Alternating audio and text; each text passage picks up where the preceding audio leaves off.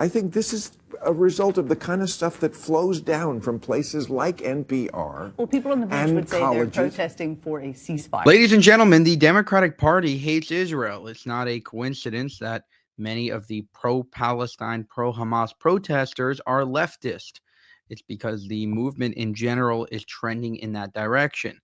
And Bill Maher is one of the only pro-Israel Democrat. Bill Maher, is one of the only pro-Israel Democrats left.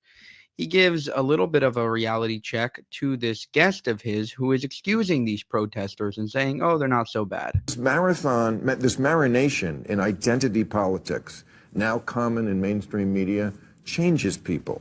It makes journalists representatives of various groups.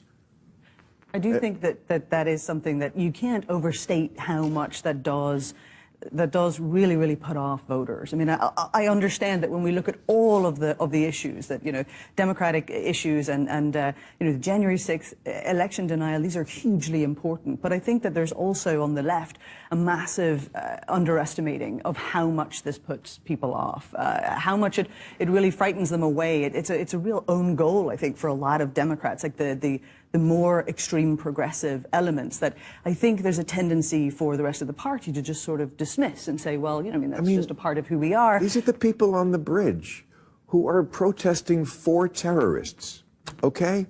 I think this is a result of the kind of stuff that flows down from places like NPR. Well, people on the bridge would say colleges. They're protesting for a ceasefire.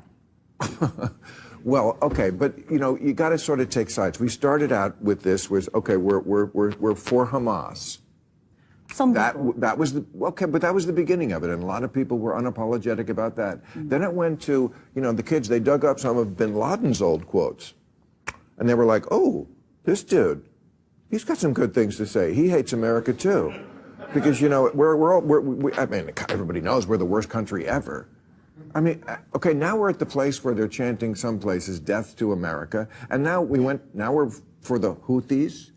Now with the Iran attack, they're for Hezbollah. Okay, do they know what goes on in Iran? All right, so this was a clip I took from Dave Rubin's show, who took it from Bill Maher originally. And Bill Maher is one of the only sane Democrats left. The leftist party, the AOCs of the world, the Rashida Tlaibs, the Ilhan Omars of the world have taken over the American left, the Democratic Party, and are slowly but surely moving it more radical. Now, there's also anti-Semitism on the right, but many times it's not connected to Israel, and even if it is, a lot of times they're not as mainstream in the party. I mean, name 5 anti-Israel politicians on the right. Anti-Israel politicians, not commentators, actual anti-Israel politicians. I bet you can't. On the left, however, you have Bernie Sanders, you have Rashida Tlaib, you have Ilhan Omar, you have AOC, you have even like Hakeem Jeffries, I guess Chuck Schumer you could also include there. So it's pretty obvious the left has gone all the way. The right, there's a lot of commentators that are anti-Israel, but the actual senators, Tom Cotton, Brian Mast, all of these congressmen and senators are very, very pro-Israel. For more, subscribe to the channel. If you want to help us make more of these videos, you can go to buymeacoffee.com/Jewish Uncensored. Thank you for watching, and I'll see you in the next one.